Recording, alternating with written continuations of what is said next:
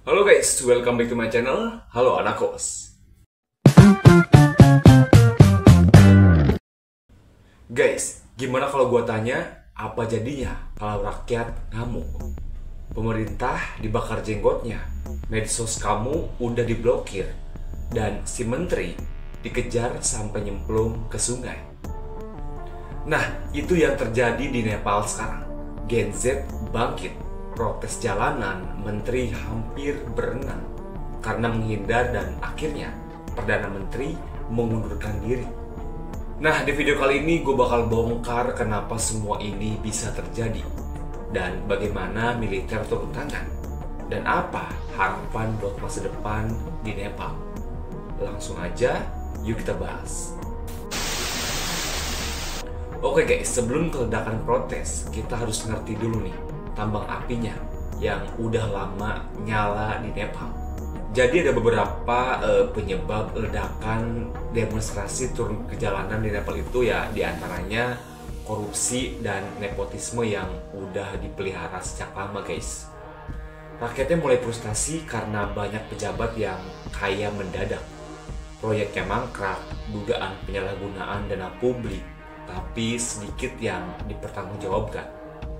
Terus lagi ekonomi yang berat, harga barang yang naik, lapangan kerja sedikit, apalagi buat generasi muda. Banyak yang sekolah, kuliah, tapi peluang kerjanya terbatas. Nah, poin ini muncul di laporan demo Gen Z guys. Kemudian regulasi medsos dan kebebasan berekspresi mereka. Pemerintah mengeluarkan perintah bahwa platform media sosial besar harus mendaftar atau regulasi. Kalau enggak, mereka akan diblokir. Nah, disinilah rakyat ngelihat ini sebagai langkah sensor atau kontrol terhadap kritik, guys. Terus lagi ketidakstabilan politik yang udah lama. Sejak Nepal jadi republik pada tahun 2008, ada banyak pergantian pemerintahan. Koalisinya pecah, janji nggak ditepati. Pokoknya rakyat udah makin muak di situ tuh. Nah, jadi akar masalahnya bukan cuma satu guys, tapi kumpulan dari berbagai masalah yang udah lama, numpuk, dan baru dikeluarkan saat demo kemarin guys. Lalu kapan momen itu meledak? Nah, ini dia nih kronologinya. Saat itu pemerintah mengeluarkan kebijakan bahwa 26 platform media sosial, termasuk Facebook, X atau Twitter, kemudian YouTube, pokoknya media sosial yang lagi tren, itu harus mendaftar sesuai aturan yang ditetapkan di regulasi. Jika tidak, mereka akan diblokir guys. Nah, ketika waktu deadline lewat, pemerintah mulai melakukan blokir terhadap beberapa platform tersebut. Anak muda, terutama Gen Z, bereaksi cepat guys. Mereka organisasi melalui medsos yang masih aktif via grup Discord, Instagram, bahkan VPN.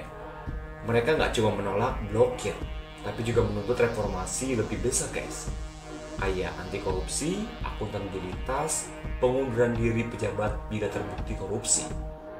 Nah, protes ini mulai besar sejak tanggal 8 September 2025 kemarin dengan demonstrasi di Kathmandu, Biratnagar, Pokhara, dan kota-kota lainnya.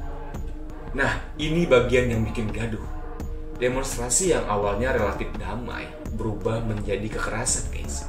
Polisi menggunakan semprotan air atau water cannon, gas air mata, pentungan, peluru karet, dan laporan Human Rights Watch menyebut bahwa sedikitnya 19 orang tewas pada 8 September akibat bentrokan dengan polisi. Nah, jumlah korban ini terus naik seiring kerusakan dan pembakaran gedung pemerintahan, parlemen, gedung pengadilan, kantor senator, bahkan rumah pejabat banyak diobrak-abrik guys. Jalanan dipenuhi asap, api, chaos. Warga mencoba menyelamatkan diri, ada panik, terjadi bentrokan di banyak titik. Polisi-polisi bersenjata khusus, juga militer akhirnya dipanggil karena situasi dianggap udah di luar kontrol kepolisian biasa. Nah, ini nih bagian yang bikin netizen di mana-mana melek karena absurd sekaligus simbolis banget. Jadi seorang Perdana Menteri yang bernama Finance Minister Bisu Prasad Paudel hampir jadi kambing hitam publik guys. Ada video viral yang menunjukkan dia dikejar oleh massa yang protes. dalam kondisi setengah telanjang, hampir. Terus dipaksa lari sampai sungai. Bahkan ada yang nyempilin helm motor. Nah, fokusnya bukan cuma hinaan fisik, tapi ini adalah simbol kekuasaan yang runtuh. Rakyat bilang, lu yang bikin keadaan begini sekarang lari sendiri. Ini simbol bahwa pejabat udah kehilangan kontrol dan rasa takut mulai timbul. Videonya langsung viral di media sosial yang masih bisa diakses. Ini jadi momentum publik makin besar, emosi makin menyala. Nah, karena situasi yang makin kacau, pemerintah dan militer akhirnya terlibat langsung.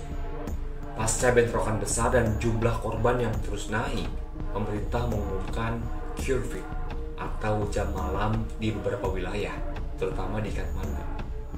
Militer Nepal mulai dikerahkan di jalanan untuk restorasi ketertiban, patroli, penjagaan gedung penting, dan kontrol kerumunan. Ada lapisan darurat pemerintahan atau keadaan darurat keamanan. Meski mungkin nggak secara formal nyebut martial law penuh, tapi intervensi militer dan petugas keamanan sipil udah sangat nyata.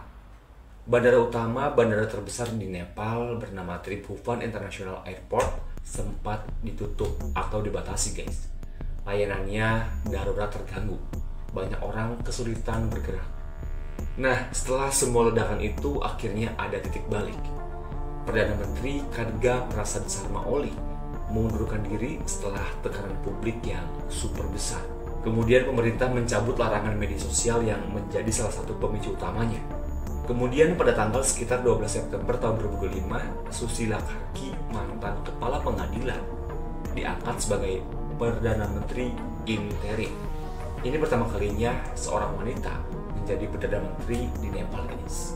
Nah, pemerintah Nepal sementara ini menjanjikan kompensasi untuk keluarga korban, layanan kesehatan untuk yang terluka, dan pemilihan umum akan dijadwalkan pada Maret tahun 2026.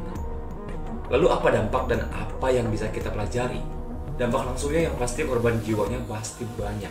Kerusakan infrastruktur dan properti besar, kepercayaan publik terhadap pemerintah makin rendah. Nah, dampak sosialnya, generasi muda merasa punya kekuatan yang berlebihan. Media sosial dan jaringan online jadi alat mobilisasi yang nyata. Tapi resikonya, jika pemerintah atau militer terlalu kuat intervensinya, bisa ada pelanggaran HAM. Takut kebebasan sipil hilang. Harapannya sih reformasi nyata, transparansi, pemimpin yang bertanggung jawab, pemilunya jujur, dan bahwa gerakan ini bukan hanya ledakan sesaat, tapi bisa membawa perubahan struktural. Ini sekaligus pelajaran buat kita semua, bahwa jika suara masyarakat diabaikan terus-menerus, akan ada saatnya meletus. Dan bahwa teknologi dan media sosial bisa jadi pedang bermata dua, alat kontrol dan alat perjuangan. Jadi guys, Nepal sekarang berada di titik krusial. Protes Gen Z membongkar banyak hal yang selama ini disimpan. Negara goyah, pemimpin mundur, dan janji perubahan mulai muncul. Tapi jalannya masih panjang. Apakah pemerintahan sementara bisa jaga komitmennya? Apakah pemilu nanti akan membawa wajah baru atau sekedar pergantian elit? Kita tunggu aja berita selanjutnya, guys. Oke guys, mungkin itu video gue kali ini. Terima kasih yang udah nonton, terima kasih udah subscribe. Stay safe, sampai jumpa di video berikutnya. Bye-bye.